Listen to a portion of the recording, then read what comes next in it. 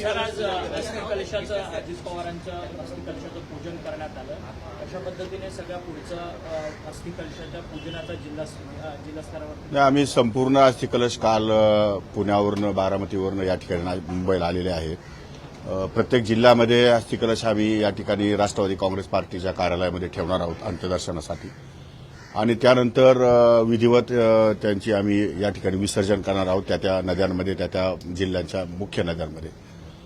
आणि काही ठिकाणी अजून शोकसभा सुरू आहेत, काही ठिकाणी अजूनही लोक या ठिकाणी दादांच्या संदर्भामध्ये खूपच डिस्टर्ब आहेत, त्यामुळे शोकसभाही चालू आहेत. आणि या सगळ्या गोष्टीमध्ये आम्हाला जिथे जिथे शक्य आहे तिथे 36 जिल्ह्यामध्ये आम्ही या ठिकाणी तो कलश त्यांचा पाठवणार आहोत पदाधिकाऱ्यांमार्फत. एकीकडे अजित पवार आज आपल्यामध्ये हयात नाहीये, परंतु दोन्ही राष्ट्रवादी एकत्रित करण्याच्या संदर्भात सातत्यानं शरदचंद्र पवार पक्षाच्या नेत्यांकडून वक्तव्य येताना पाहायला मिळतात. आताच तुम्ही मला एक समजत नाही, मीडिया वारंवार मर्जर ह्या गोष्टीवर का चर्चा करते, किंवा विरोधक या ठिकाणी किंवा अजून कोणीही मीडियासमोर येऊन मर्जरवर का चर्चा करतं.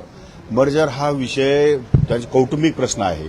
कौटुंबिक प्रश्नामध्ये वहिनीशी आमचं कोणाचंही बोलणं झालेलं नाही. मर्जरमध्ये काय अटीशर्ती झाल्या त्याची चर्चा आम्हाला माहीत नाही. जी जोपर्यंत चर्चा आमची पूर्णपणे सर्व बैठकांमध्ये होत नाही किंवा त्यांच्या कुटुंबाबरोबर होत नाही तोपर्यंत मर्जर ह्या गोष्टीवरती बोलणं योग्य होणार नाही. आणि मर्जरच का आपण बोलतोय, आपण दुसऱ्या गोष्टीवर का बोलत नाही. परंतु त्यांच्या पक्षाकडे सातत्याने वेगवेगळे ठीक आहे ना, तो त्यांचा कौटुंबिक प्रश्न आहे. शिंदे यांनी तर थेट अजित पवारांची आता शपथच घेतली. अजित पवारांची स्वतः इच्छा होती असं 12 तारखेला दोन्ही राष्ट्रवादी एकत्रीकरणाच्या संदर्भात निर्णय होणार. ती जी चर्चा आहे ती वहिनींबरोबर दादांनी केलेली असेल. आता वहिनींबरोबर आम्ही कोणीही चर्चा करू शकलो नाही, त्यामुळे आम्हाला त्या गोष्टीचं काही सांगता येणार नाही. कौटुंबिक प्रश्न आहे. कौटुंबिक प्रश्नामध्ये वहिनी बसून चर्चा करतील आणि आम्ही वहिनीने घेतलेला निर्णय हा आम्हाला मान्य असेल. जो काही निर्णय असेल तो वहिनी घेतील आणि वहिनीने घेतलेला निर्णय आम्हाला मान्य असेल. विधिमंडळाच्या सर्व आमदारांना, आमच्या पक्षाच्या पदाधिकाऱ्यांना आणि विधिमंडळाच्या आमदारांना वहिनीने घेतलेला निर्णय आम्हाला मान्य असेल.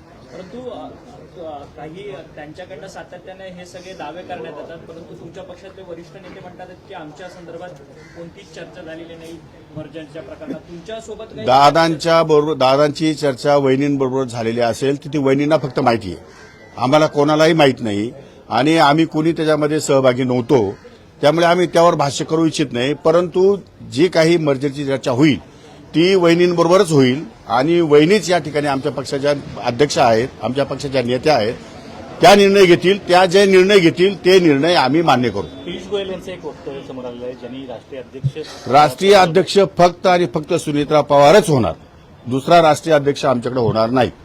दोन पक्ष एकत्र येणार शेवटची सगळे पक्ष एकत्र आले तरी सुनेत्रा पवार राष्ट्रीय अध्यक्ष राहतील. राज ठाकरेंनीच या संदर्भात ट्विट केलेलं होतं काल की रांगड्या मराठी मातीतला पक्ष आहे, त्यामुळे या पक्षाचा अध्यक्ष हा पटेल